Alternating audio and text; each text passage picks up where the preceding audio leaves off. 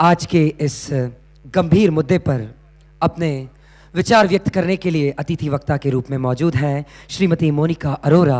हम उन्हें सुने उससे पहले देखते हैं उन पर एक छोटी सी फिल्म।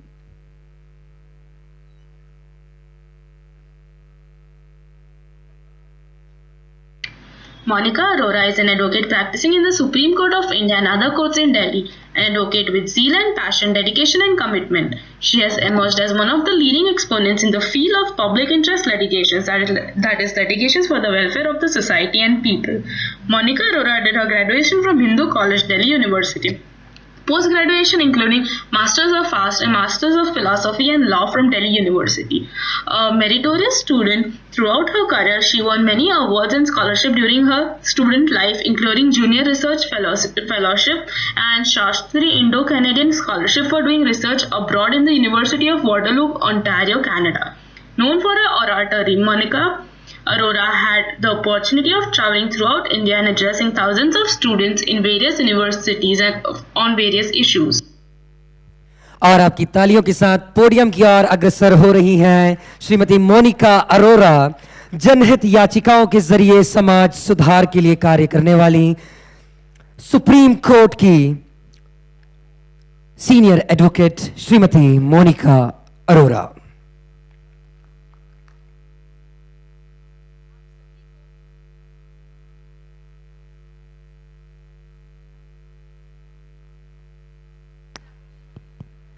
आप सभी को मेरा प्रणाम, मेरा नमन, मेरा वंदन। ये सत्र सबसे कठिन होने वाला है। विषय कठिन नहीं है, समय बहुत कठिन है और हम तीनों स्पीकर्स के लिए ये समय तो बड़ा संघर्ष का समय है। अभी अभी आप सभी को भोजन हुआ है, ऊंघ आवे छे। तो जैसा अभी मयंक ने कहा कि चिंतन करना है, मनन करना है, उससे पहले जागरण करना है। हमारी पूरी कोशिश रहेगी, प्रयत्न रहेगा कि आप जागृत रहें और चिंतन भी करें और मनन भी करें। आप में से कितने विद्यार्थी कॉलेज विद्यार्थी हैं, एक बार हाथ खड़ा करेंगे? कितने विद्यार्थी कॉलेज में हैं, उनके माता पिताजी यहाँ आए हैं, वो हाथ खड़ा करेंगे? काफी नंबर्स में हैं। मैं दिल्ली विश्वविद्यालय छात्र संघ की अध्यक्षा रही हूँ। जब ऐसे कॉलेज विद्यार्थियों के बीच में आती हूँ या उन माँ बाप के बीच में आती हूँ जिनके बच्चे कॉलेज विद्यार्थी हैं, तो दो तीन बातें कहने का मेरा मन करता है। पहला, जब हम सुबह अखबार उठाते हैं और हाथ में चाय का प्याला होता है, पहला पेज, दूसरा पेज, तीसरा पेज, चौथा पेज, ध्यान में आता है कितना अनाचार हो रहा है, कितना दुराचार हो रहा है, भाई भाई को मार रहा है, इस देश का क्या हो रहा है, दिल्ली सरकार केंद्र सरकार लड़ रही है, हर चीज सुप्रीम कोर्ट करेगा तो बाकियों का क्या होगा। जिस प्रकार से हमारा तूफान मन में उठता है, आखिरी पेज तक जाते हैं, चाय का प्याला समाप्त होता है, वो तूफान थम जाता है और हम अपने अपने काम में चले जाते हैं। इस तूफान को जो हर सुबह अखबार के साथ हमारे मनों में उठता है, इस तूफान को जगाए रखने का, बनाए रखने का काम करता है गुजरात छात्र संसद, भारतीय छात्र संसद। और ऐसे जितने भी ऑर्गेनाइजेशंस हैं स्टूडेंट्स की, वो यही काम करती हैं कि मनों में इस आंधियों को, तूफानों को जगाए रखें, ताकि इस देश का जो युवा है वो कल का नागरिक नहीं है, वो आज का नागरिक है, इसको चरितार्थ करें। फिर एक बात ध्यान में आती है, हम कोसते हैं, ये कुछ नहीं कर रहा, वो कुछ नहीं कर रहा। क्या हमने सोचा है कि हम क्या कर रहे हैं? घर के बाहर जो गड्ढा खुदा होता है या एक चिप्स का रैपर भी गिरा होता है, तो वो भी हमारे नेता आकर साफ करेंगे। कोसते हैं और आगे बढ़ जाते हैं। मुझे एक कहानी ध्यान आती है, जब राम सेतु बन रहा था, नल नील हनुमान स्वयं श्री राम वहां मौजूद थे, तब एक गिलहरी छोटी सी वहां रेत में ओत-प्रोत हो रही थी, पानी में डुबकी लगा रही थी, फिर बाहर आती, रेत में ओत-प्रोत होती, पानी में डुबकी लगाती। लोगों ने कहा, अरे गिलहरी पगला गई हो क्या, क्या कर रही हो?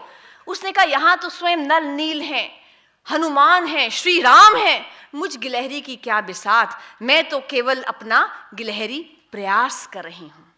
हम सभी को उस प्रकार से जहां है जितनी सामर्थ्य है वो गिलहरी प्रयास करना है। जिस प्रकार से सुबह सुबह इनॉग्रेशन सेशन के बाद भरत भाई कह रहे थे कि हम केवल प्रॉब्लम्स की बात ना करें, हम उनके सॉल्यूशंस की बात करें। इसलिए एक बात मैं जरूर कहूंगी कि हमने पूजा बहुत कर ली, भक्ति बहुत कर ली, पर हे ईश्वर, हमें भक्ति के साथ शक्ति की भी उतनी ही आवश्यकता है कि विजय पूजा के बदले में जय का सामान मुझे दे दो, वरदान न दो चाहे लेकिन राघव के बाण मुझे दे दो।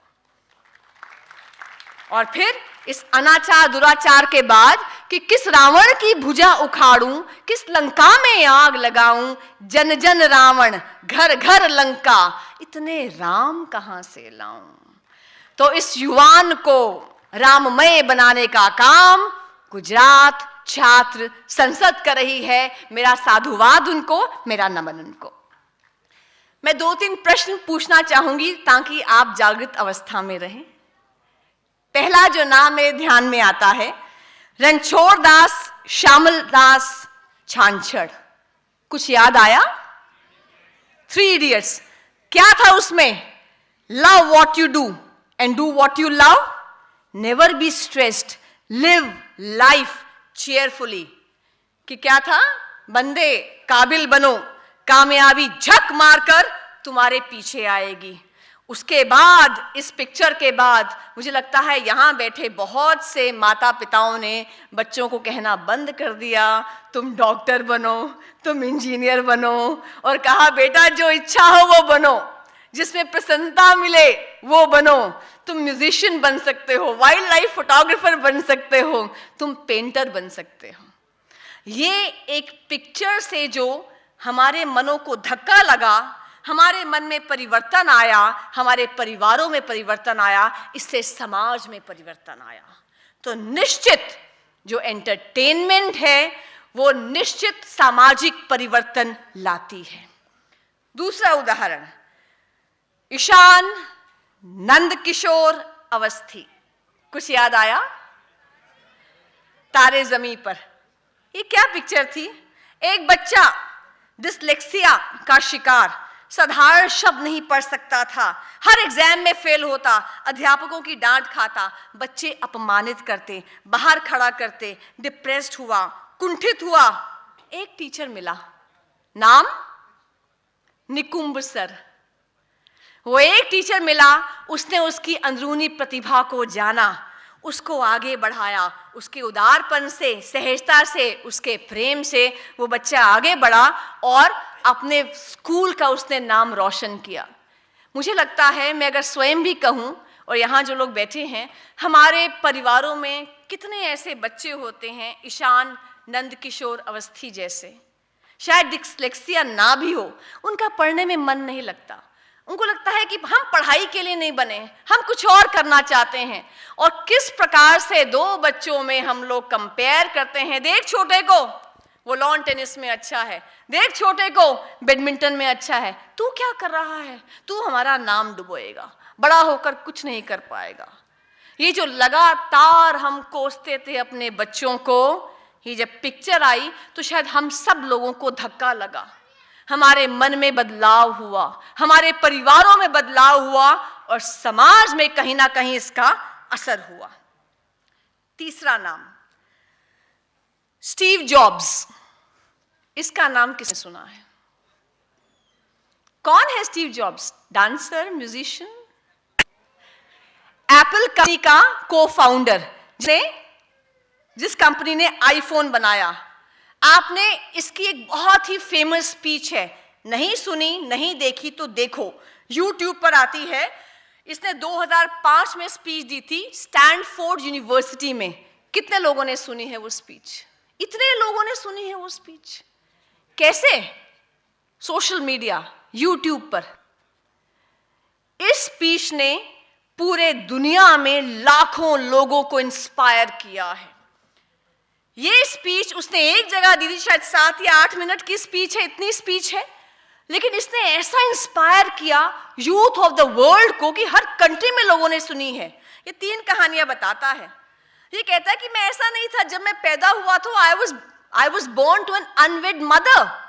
जो ग्रेजुएशन कर रही थी, जो मेरे पेरेंट्स ने मुझे अडॉप्ट करना था, उनको लड़की चाहिए थी, मैं लड़का पैदा हो गया, उन्होंने मुझे अडॉप्ट नहीं किया। फिर और एक परिवार देखा गया, उन्होंने मुझे अडॉप्ट किया, कि कहा कि कॉलेज पढ़ाएंगे। कॉलेज की शिक्षा बहुत महंगी थी, पैसा नहीं था, कॉलेज से ड्रॉप आउट किया, ड्रॉप आउट करके लॉबी में घूमता, मैं करूं क्या उसके बाद?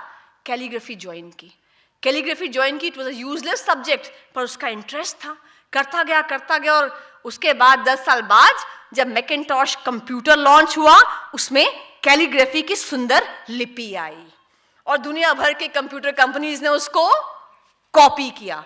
इसलिए वो कहता है कनेक्टिंग द डॉट्स। अपनी जिंदगी के अंदर जो हो रहा है, अगर इसको आप बैकवर्ड कनेक्ट करते हैं तो ध्यान में आएगा कि कोई ईश्वर की एक रचना है। आप यहाँ इसलिए पहुंचे हैं क्योंकि ईश्वर आपको चाहता था पहुंचना। एक बार आप पीछे की ओर जाकर देखिए तो you can connect the dots and see where you are reaching.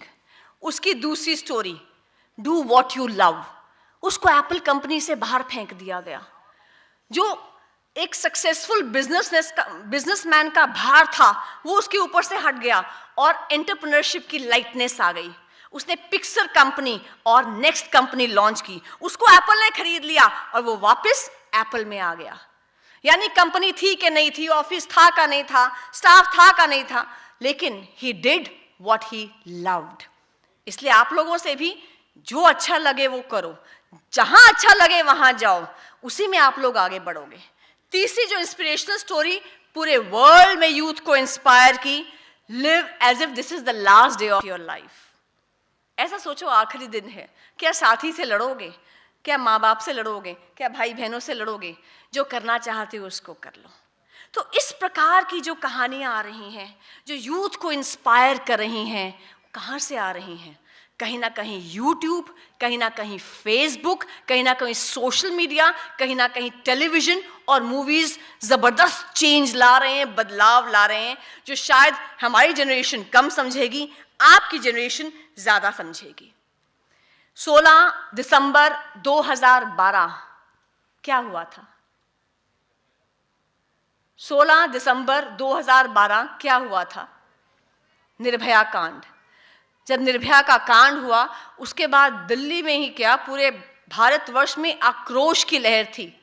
हम लोग दिल्ली हाई कोर्ट में लगभग 60 वकीलों के साथ चीफ जस्टिस कोर्ट में गए और हमने वहां पर कहा कि डिस्ट्रिक्ट कोर्ट में जो चल रहा है केस, इसका आप स्यू मोटो कॉग्निजेंस लीजिए, इसको सुपरवाइज कीजिए। और अल्टीमेटली दिल्ली हाई कोर्ट ने हमारी रिप्रेजेंटेशन पे उसको सुपरवाइज करना शुरू किया।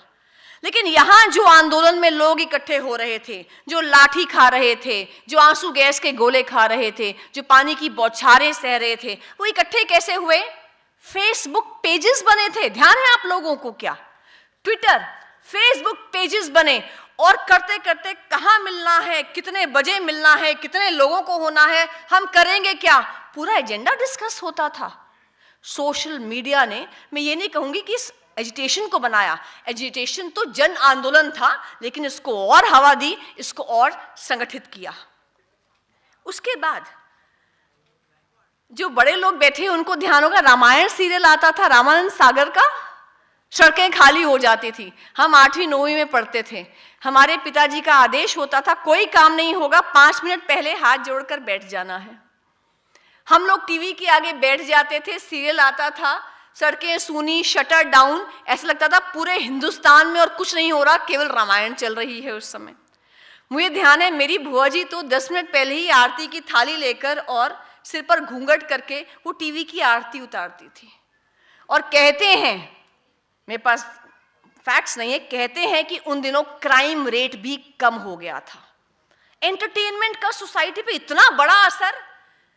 मैं थोड़ी बड़ी हुई तब मैंने सोचा, मैंने कहा ये ही man, Superman, Ben 10, Iron Man, ये जितने भी ये मैन वो मैन आते हैं, इन सबका तो सुपरमैन हमारा हनुमान है।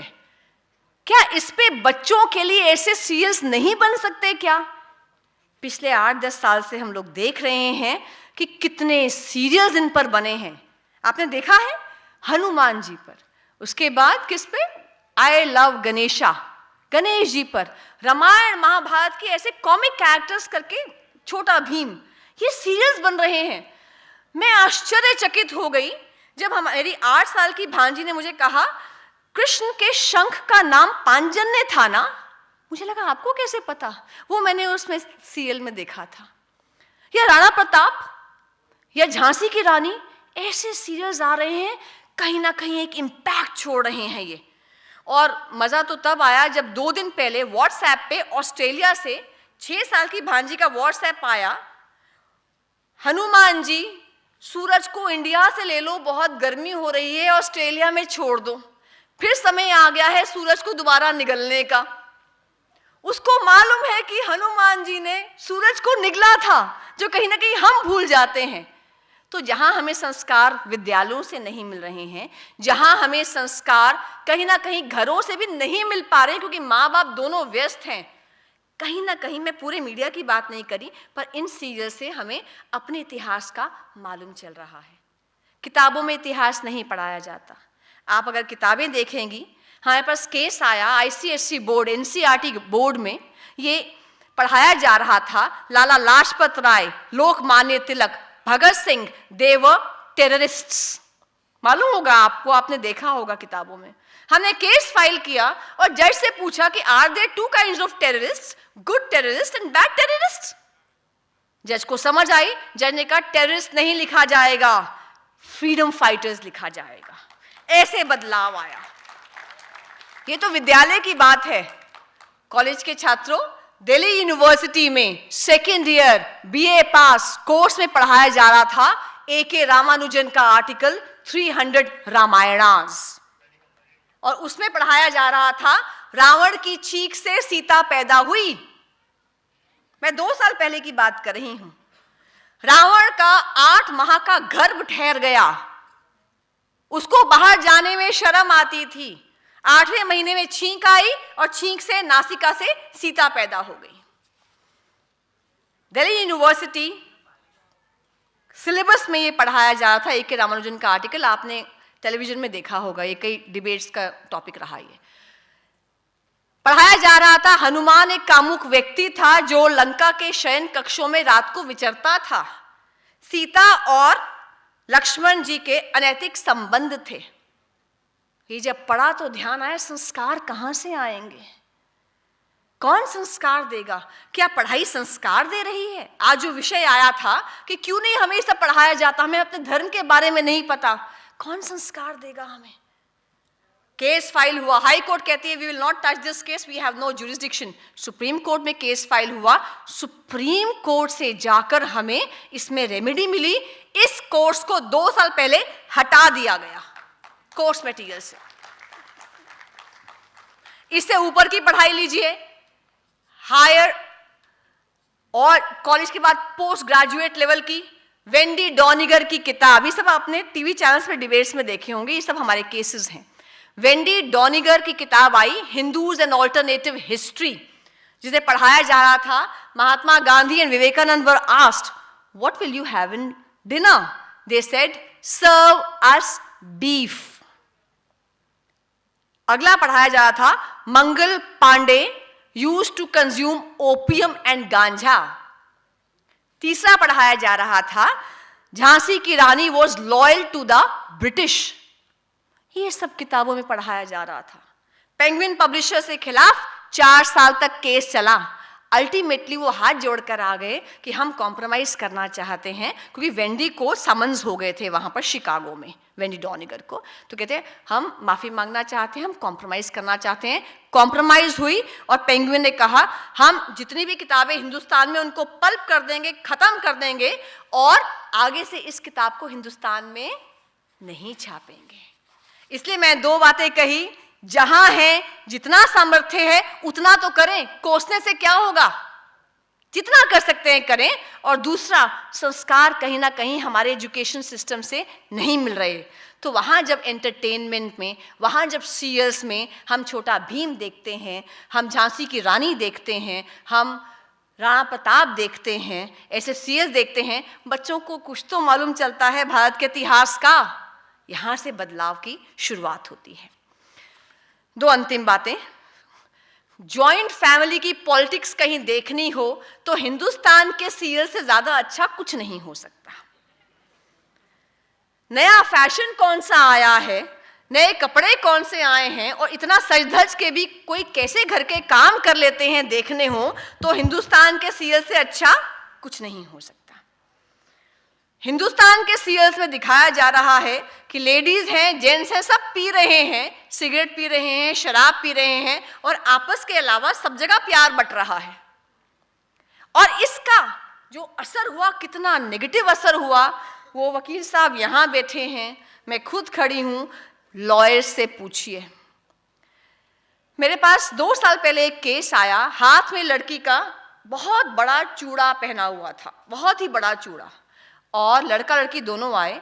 तो जैसे ही आए, मेरे चेंबर में आए, मुझे लगा, मैंने कहा, why should a newly wed girl come to a lawyer's office? Oh, we have come for a prenuptial agreement. मैंने कहा, there is nothing as prenuptial agreement. क्या होता है ये? ओ, हमारी कल शादी हुई है, कल हम हनीमून पे जा रहे हैं, आज हमें एक एग्रीमेंट करना है। अच्छा जी, क्या एग्रीमेंट करना है आपको? हमें एग्रीमेंट करना है कि अगर 1 साल में हमारी नहीं बनी और हमारा डिवोर्स हो गया तो प्रॉपर्टी अपनी अपनी। I was shocked. मैंने कहा, और क्या करना है?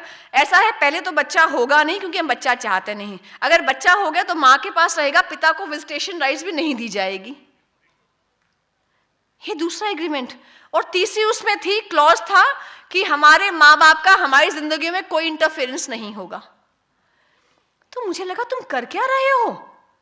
क्या, कहाँ से ये आपको आइडिया आया? वो अमेरिकन सीरियल में आता है ऐसा।